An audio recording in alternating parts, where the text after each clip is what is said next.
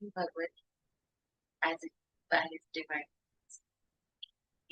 Swami founder Acharya of Krishna. Let's start with Hare Krishna. Hare Krishna, Hare Krishna, Krishna Krishna, Hare Hare Ram, Hare Ram, Ram Ram, Hare Krishna, Hare Krishna, Krishna Krishna, Hare Ram, Hare Ram Ram, to Samradha, Radha, Shri Radha, Radha, Shri Radha, Radha, Shri Radha. We are in chapter 13, text 31. When a sensible man ceases to see different identities due to different material bodies, and he sees how beings are expanded everywhere, he attains to the Brahman conception. Let's read the book. When one can see that the various bodies of living entities are due to different desires of the soul and do not actually belong to the soul itself, one actually sees the material conception of life. We find someone a demigod, someone a human being, a dog, a cat, etc. This is material vision, not actual vision. This material differentiation is due to a material conception of life. After the destruction of the material body, the spiritual soul is one. Spirit soul, due to contact with material nature, gets different types of bodies. And one can see this, he attains spiritual vision. Thus, being freed from the differentiations like man, animal, pig, etc. One becomes purified in his consciousness and able to develop Krishna consciousness in his spiritual identity. How he then sees things will be explained in the next verse. How a Krishna conscious person sees beings. Let's move to text 32. Those with the vision of eternity would see that the imperishable soul is transcendental, eternal, and beyond the modes of nature. Despite contact with the material body, O Arjun, the soul neither does anything nor is entangled. Let's read the poem. A living entity appears to be born because of the birth of the material, but actually, the living entity is eternal. He is not born. He is not born, and in spite of his being situated in a material body, he is transcendental and eternal. Thus, he cannot be destroyed. By nature, he is full of bliss. He does not engage himself in any material activities. Therefore, the activities performed due to his contact with material bodies do not entangle him. That's how the living entity is eternal. So, we are essentially trying to say that we don't have to fear death because death is only of the material body. We continue to live eternally. We get recycled and we come back again at the same place, right? So don't have to fear death. Text 33. The sky, due to its subtle nature, does not mix with anything, although it is all pervading. Similarly, the soul situated in Brahman vision does not mix with the body, though situated in that body. Let's read the book. The air enters into water, mud, stool, and whatever else is there. Still, it does not mix with anything. Similarly, the living entity, even though situated in varieties of bodies, is aloof from them due to his subtle nature. Therefore, it is impossible to see with the material eyes how the living entity is in contact with this body and how he is out of it after the destruction of the body. No one in science can ascertain this. Let's move to text 34. Science is still not able to derive or decipher that these two are separate things and soul lives beyond the material body, and we are still at that nascent stage. Text 34. The son of Bharat. As the sun alone illuminates all this universe, so does the living entity, one within the body, illuminate the entire body by consciousness. Let's read the book. There are various theories regarding consciousness. Here is Bhagavad Gita. Here in Bhagavad Gita, the example of the sun and the sunshine. As the sun is situated in one place, but is illuminating the whole universe, so a small particle of spirit soul, although situated in the heart of this body, illuminating the whole body by consciousness. Thus, consciousness is the proof of the presence of the soul, as sunshine or light is the proof of the presence of the sun. When the soul is present in the body, there is consciousness all over the body, and as soon as the soul has passed from the body, there is more consciousness. So we are conscious, but it is not as strong. As soon as the soul leaves the body, it gains more consciousness. So you see how the material modes affect the consciousness. This can be easily understood by an intelligent man. Therefore, consciousness is not a product of the combinations of matter. It is a symptom of the living entity. The consciousness of the living entity, or the qualitatively one with the supreme consciousness, is not supreme. The quality of it is like a supreme consciousness, but it is not supreme consciousness. Supreme consciousness is different. Consciousness is different. Because the consciousness of one particular body does not share that of another body. But the super soul, which is situated in all bodies as the friend of the individual soul, is conscious of all bodies. That is the difference between supreme consciousness and individual consciousness. So when the superior consciousness is a consciousness which knows everything. It has more knowledge about other bodies, other living entities, other living. But an individual consciousness knows only about this one body. That's how they distinguish between two. Let me text 35.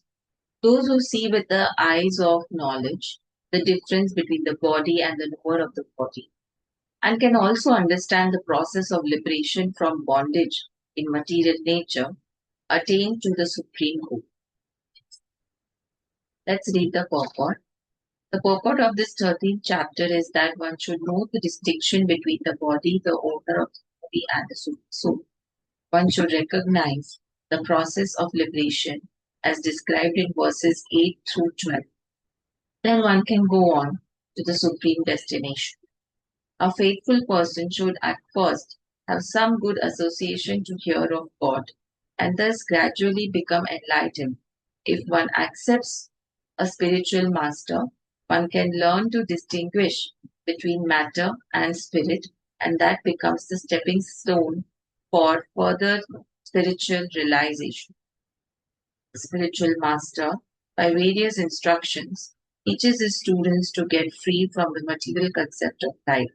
For instance, in Bhagavad Gita, we find Krishna instructing Arjuna to free him from materialistic considerations. One can understand that this body is matter, can be analyzed with its 24 elements. The body is a gross manifestation, and the subtle manifestation is the mind and the psychological effects. And the symptoms of life are the interaction of these features. Right. So there is a body and it has gross manifestation, which is the body, and subtle manifestation is the mind and all the psychological effects, that is hearing, listening, all those things. And then the symptoms of life. Symptoms of life is what? Symptoms of life is consciousness. Consciousness of life, consciousness in the body makes the interaction between all these people, right? The mind, psychological effects, and the prospect. So, but over and above this, okay, there is the soul, and there is also the super soul, right? So there's consciousness, there is mind, psychological effects, cross body. Above all these things, there is a soul. And above the soul, there is super soul. This the soul and the super soul are two. This material world is working by the conjunction of the soul and the 24 material elements. One who can see the constitution of the whole material manifestation as this combination of the soul and material elements can also see the situation of the Supreme Soul, becomes eligible for the transfer to the spiritual world. These things are meant for contemplation and for realization. Unless you realize it, you will not know. They say when you experience it, you will know. Experience is the best teacher, right? And for realization, and one should have a complete understanding of this chapter with help of a spiritual master. Spiritual master, if you're lucky enough, then you can understand these 24 elements. You can understand soul, super soul, and the mind, the consciousness, which is the part of these 24 elements. Right? Thus end the Bhakti Vedanta purports to the 13th chapter of the Srimad Bhagavad Gita in the matter of nature, the enjoyer, and consciousness.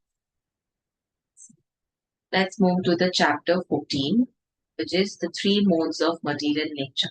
Yes. What are the three modes of material nature? Goodness, passion, and ignorance. We're going to learn a lot about these three modes, how they function. Text 1. The Supreme Personality of Godhead said, Again, I shall declare to you this supreme wisdom, the best of all knowledge, knowing which all the sages have attained the supreme perfection.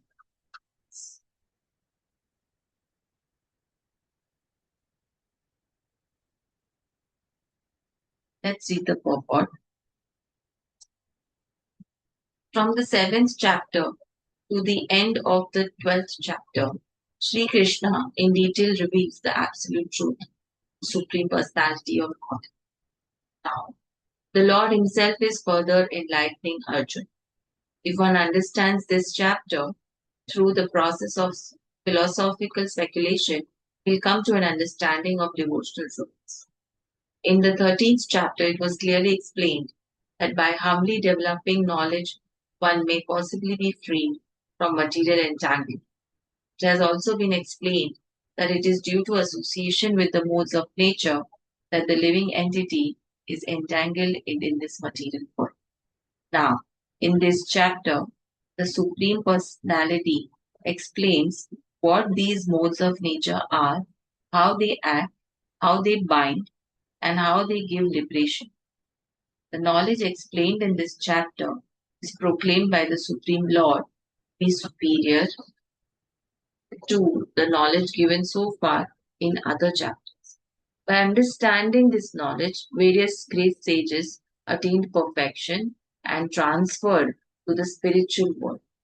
So this knowledge is far, far superior to the other processes of knowledge, thus far explained, and knowing this many attained perfection. Thus it is expected that one should understand this 14th chapter. It is expected that one who understands this 14th chapter will attain perfection. Yes. Text 2. By becoming fixed in this knowledge, one can attain the transcendental nature like my own. Thus established, one is not born at the time of creation or disturbed at the time of dissolution. Let's read the purport. After acquiring perfect transcendental knowledge, one acquires qualitative equality with the Supreme Personality of Godhead. Yes, becoming free from the repetition of birth and death. Some qualities of the Supreme will come to you when you become transcendental, like not getting into the cycle of birth and death. Right? One does not, however, lose his identity as an individual soul.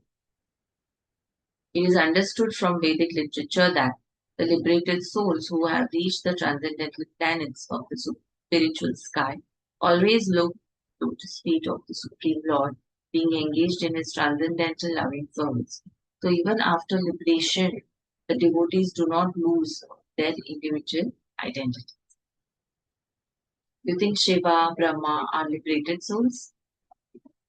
Yes, they are liberated souls because they don't have to enter into birth and death cycle anymore, right? And they are situated in spiritual sky, right? They can travel to the spiritual sky, but they are in the material sky only. But it's not the same as earth. Okay. So there are various levels to the material sky, and they are at the highest, very close to the spiritual sky. After acquiring perfect, let's read the purport. Okay, sorry. Let's read. Yeah. So generally in the material world, whatever knowledge we get is contaminated by the three modes of material nature. Knowledge which is not contaminated by three modes of material nature is called transcendent knowledge. As soon as one is situated in that transcendental knowledge, he is on the same platform as the Supreme Person. Yes. Those who have no knowledge of the spiritual sky hold that after being freed from the material activities of the material form, this spiritual identity becomes formless without any variegatedness. However, just as there is material variegatedness in this world, in the spiritual world there is also variegatedness. Yeah. Those in ignorance of this think that spiritual existence is opposed to material variety. But actually, in the spiritual sky, one attains a spiritual form. So, this is our material form. But spiritual sky, there is spiritual form. Okay, there are spiritual activities, and the spiritual situation is called devotional life. That atmosphere is said to be uncontaminated, and there one is equal in quality with Supreme Lord. To obtain such knowledge, one must develop all the spiritual qualities. One who thus develops the spiritual qualities is not affected either by the creation or by the destruction of the material. Text 3. The total material substance called Brahman is the source of birth, and it is that Brahman that I impregnate, making possible the births of all living beings, O son of Bharat. Yes. Let's read the purport. This is an explanation of the world. Everything that takes place is due to the combination of Kshetra and Kshetrajna, the body and the spirit soul. Yes. This combination of material nature and the living entity is made possible by the Supreme God Himself. The Mahat Tattva is the total cause of the total cosmic manifestation, and that total substance of the material cause, in which there are three modes of nature, is sometimes called Brahman. Sometimes. Because they have to be in that right combination. The Supreme Personality impregnates that total substance, and thus innumerable universes become possible. This total material substance, the Mahatattva, is described as Brahman in the Vedic literature in Mundaka Upanishad 1.1.19. Tasmadetat Brahma Nama Rupam Annam Annam Cha Jayante. The Supreme Person impregnates that Brahman with the seeds of living entities. The 24 elements, beginning from earth, water, fire, and air, are all material energy, and they constitute what is called Mahat Brahma, or the great Brahman, the material nature. As explained in the seventh chapter, beyond this there is another superior nature, the living entity.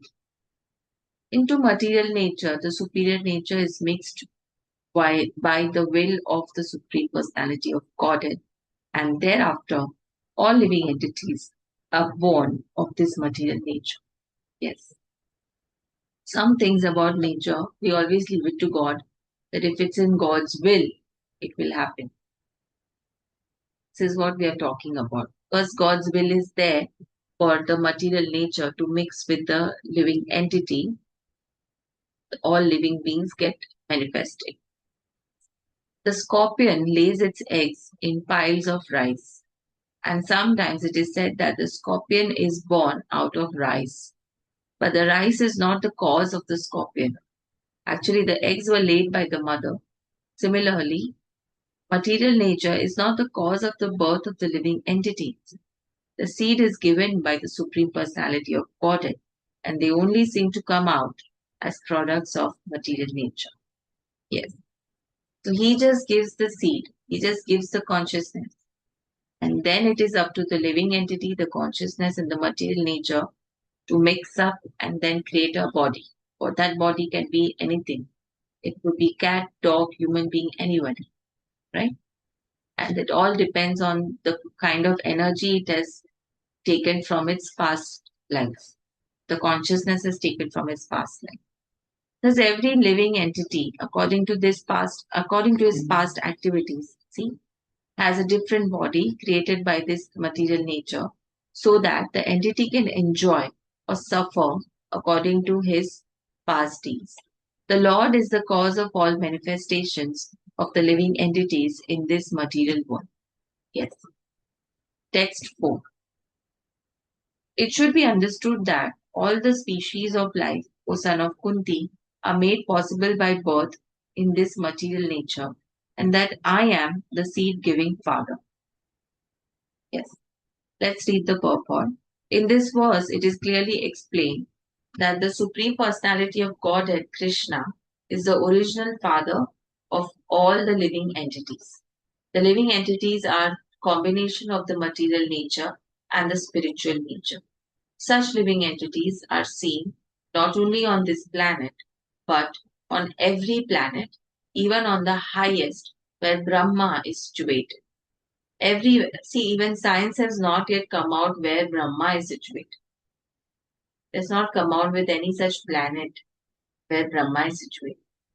So we are still in exploring. So it's impossible for us to reach spiritual planets also, correct? Because there is very low consciousness to understand or to comprehend this kind of.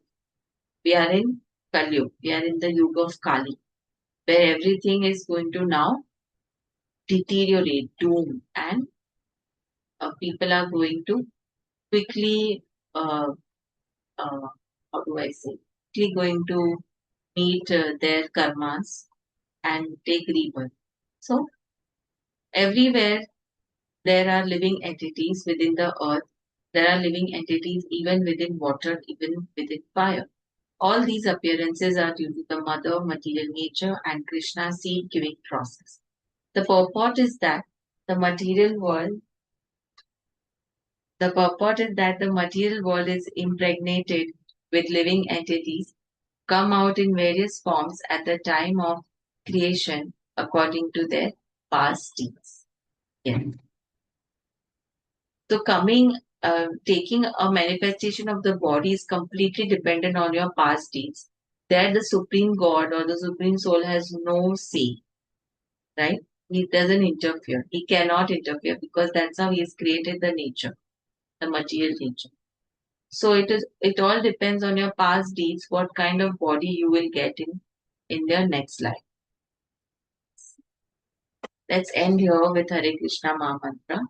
Hare Krishna, Hare Krishna, Krishna Krishna Hare Hare, Hare Ram, Ram Ram Hare Hare, Hare Krishna, Krishna Krishna Hare Hare, Hare Ram, Ram Ram Hare Hare. Let's do some Radha Jap. Radha, Shri Radha, Radha, Shri Radha, Radha, Shri Radha.